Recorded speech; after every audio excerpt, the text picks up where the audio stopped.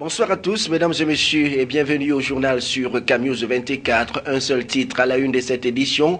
Fin de visite de travail du président nigérian en terre camerounaise. Muhammadu Buhari a quitté la capitale politique Yaoundé après 2 jours passés auprès de son homologue camerounais, le président Paul Biya. La rencontre entre les deux hommes a été ponctuée par un tête-à-tête axé sur la lutte contre la secte islamiste Boko Haram. Une fois de plus, bonsoir à tous et merci de nous retrouver sur CAMnews 24 pour cette édition du journal. On l'a dit en titre, le président de la République fédérale du Nigeria, Muhammadu Buhari, vient d'achever sa visite de travail et d'amitié au Cameroun. La rencontre avec son homologue camerounais, le président Paul Biya, a été bénéfique à plus d'un titre. D'une part, elle aura permis de visiter le volet sociopolitique entre les deux pays, duquel plusieurs recommandations ont été faites concernant les questions régionales et internationales. Jean-Pierre Boutongo, Marcel Bondoavin vous en disent plus. Sur le plan continental, les chefs d'État Paul Biya du Cameroun et Muhammadu Buhari du Nigeria ont procédé à l'examen sociopolitique qui prévaut sur le continent africain en réaffirmant leur engagement à contribuer à la promotion de la paix, de la bonne gouvernance et au renforcement de la démocratie en Afrique. Ils ont pris acte de la satisfaction exprimée par le secrétaire général de l'ONU dans son dernier rapport sur les activités du Bureau de l'ONU pour l'Afrique de l'Ouest de janvier à juillet 2015 relatif à l'état d'avancement des travaux de démarcation de la frontière terrestre entre le Cameroun et le Nigeria, convenant par la suite d'accorder une suite favorable à la recommandation du secrétaire général de l'ONU relative à la finalisation avant la fin de cette année 2015 des travaux de démarcation de la frontière terrestre afin de se consacrer à l'amélioration de la coopération transfrontalière. Au plan international, Paul Biya et Muhammadu Buhari ont pris note des propositions et recommandations encourageantes de la conférence des Nations Unies sur le financement du développement qui a eu lieu à Addis Abeba en Éthiopie du 13 au 16 juillet 2015, fondant des espoirs légitimes dans la négociation d'un accord universel, ambitieux et équitable sur les changements climatiques lors de la COP 21 et la 21e conférence des parties de la Convention cadre des Nations Unies sur les changements climatiques qui se tiendra au Bourget près de Paris du 30 novembre au 11 décembre 2015. Et sur le plan sécuritaire, proprement dit, la lutte contre le phénomène Boko Haram a alimenté le tête-à-tête entre Paul Biya et son illustre hôte. Et comme il fallait s'y attendre, ce sont des décisions fortes qui apparaissent, dont le communiqué conjoint lu à l'aéroport international de Yaoundé-Simalène avant l'heure des adieux. Reportage Jean-Pierre Bitongo, Marcel Vondrabin et Donald Agnozoa. La coordination et l'intensification de la lutte contre Boko Haram et le terrorisme en général constituent l'un des sujets majeurs de la rencontre entre les deux chefs d'État à Yaoundé. Cela a été d'ailleurs indiqué dans le communiqué officiel publié par la présidence de la République fédérale du Nigeria au terme de l'audience que le président Buhari avait accordée au mois de juin dernier à Abuja au ministre René Emmanuel Sadi de l'administration territoriale et de la décentralisation, en sa qualité d'émissaire du chef de l'État Paul Biya. C'est le lieu de signaler que dans ce contexte marqué par l'insécurité transfrontalière causée par les exactions de la secte terroriste et criminelle Boko Haram, le Cameroun et le Nigeria mutualisent leurs ressources et efforts pour éradiquer cette troupe de criminels. Pour le moins, le président du Nigeria arrive au Cameroun au moment même où le groupe terroriste Boko Haram, défait sur le front militaire, a changé de mode opératoire en multipliant cette fois des attentats kamikazes sur des civils innocents, comme en témoignent les dernières agressions intervenues dans la localité de Fotokol et à 3 reprises dans la ville de Marwa. Il est donc à croire que les chefs d'État mettront à profit cette rencontre au sommet pour accorder leur violon sur les meilleurs moyens de répondre à cette autre forme de barbarie et au-delà sur les stratégies communes visant à réduire à néant le projet destructeur de Boko Haram ou alors de vaincre à jamais le péril Boko Haram. Cette visite incite aussi à croire que Paul Biya et Muhammadu Buhari s'imposeront une synergie de stratégie et d'action. étant dit que l'éradication de Boko Haram est la priorité du mandat de Buhari. Aussi devront-ils également s'accorder sur une position commune en vue du prochain sommet que la France pourrait convoquer sur les questions de sécurité en Afrique, tel que l'avait laissé entendre François Hollande au terme de sa visite au Cameroun le 3 juillet dernier à Yaoundé. Bien plus, les deux chefs d'État devront s'imposer un modus vivendi avant le 3 août 2015, date à laquelle est prévu un sommet conjoint entre la CEAC, la Communauté économique des États de l'Afrique centrale, et la CEDEAO, la Communauté économique des États de l'Afrique de l'Ouest, sur la lutte contre le terrorisme et sur bien d'autres questions d'intérêt commun. À Malabo, en Guinée équatoriale, il sera certainement question cette fois d'élaborer une stratégie commune destinée à éradiquer le groupe terroriste, obscurantiste et tyrannique Boko Haram. De toute autre chose, à présent, on en parle. Le ministre de l'Agriculture et du Développement rural vient d'effectuer une visite de travail à Bertoua, chef-lieu de la région de l'Est. Le MENADER en a ainsi profité pour faire une descente sur le terrain afin de toucher du doigt les réalités de l'agriculture dans cette partie du pays. Visiblement satisfait, le ministre souhaite que tous les agriculteurs soient formés ou de moins sollicite l'expertise des techniciens à la matière. Les détails avec Ernest Ateba et Michel Ateba. Deux temps forts vont marquer la visite de travail du ministre de l'Agriculture et du Développement rural dans la région de l'Est. D'abord, la descente sur le terrain où le ministre, accompagné du gouverneur de la région, a visité une école de formation rurale à Bouam, un village situé à quelques encablures de la ville de Bertoua. Malgré le mauvais état de la route, le ministre a aussi visité le champ d'un agriculteur qui, après sa formation, a bénéficié d'un financement du programme C2D. Un financement certes modeste, mais qui a permis à ce jeune agriculteur de réaliser ce projet qui non seulement aide de subvenir à ses besoins, mais de lutter contre le chômage en employant une main-d'œuvre rémunérée mensuellement. Au sortir de cette descente sur le terrain, le ministre a tenu une séance de travail élargie aux agriculteurs. Il en a profité pour remettre des parchemins et un chèque d'1 500 000 francs CFA aux jeunes agriculteurs en fin de formation.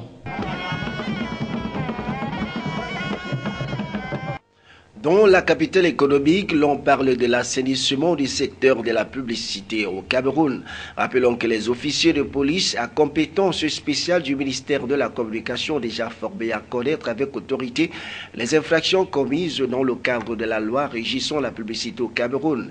La formation conduite par le secrétaire général du ministère de la Communication vient donc de réunir à Douala les délégués régionaux et départementaux en fonction dans les régions du littoral du sud-ouest, du nord-ouest et de l'ouest. Plus de précisions avec Josué Ngongan et Donald Anuswa. C'est pour répondre aux exigences de la fonction d'officier de police judiciaire à compétence spéciale telle que consacrée par l'article 80 du Code de procédure pénale que les administrations des services publics s'attellent régulièrement à renforcer les capacités de leur personnel selon les domaines concernés. C'est ce qui justifie la tenue à Douala de ce séminaire de formation sur la base de la loi numéro 2006-018 du 29 décembre 2006 régissant la publicité au Cameroun, auquel viennent de prendre part ces fonctionnaires délégués régionaux et départementaux des services déconcentrés du ministère de la Communication établis dans les régions du littoral, du sud-ouest, du nord-ouest et de l'ouest. Il s'agit donc de former ces collaborateurs à des notions comme la constatation des infractions, les éléments constitutifs de l'infraction, les missions et les fonctions des officiers de police judiciaire, ainsi que les enquêtes de police. Mais on n'oublie pas la loi sur la publicité elle-même, qu'il y a des infractions pour lesquelles les pénalités sont prévues et qui renvoient parfois aux notions du code pénal. Donc il s'agit d'une procédure vraiment de fond qu'on va essayer de mettre à leur disposition avec des exercices pratiques. Il est question de préparer les participants à exécuter suivant les règles de l'art les missions à eux dévolues. On escompte qu'après la formation, d'abord les collaborateurs du MINCOM en charge de ce secteur seront mieux outillés. Les relations entre les partenaires et les personnels de l'administration seront améliorés, assainis, parce que vous savez, c'est bien de constater les infractions, mais c'est mieux de former.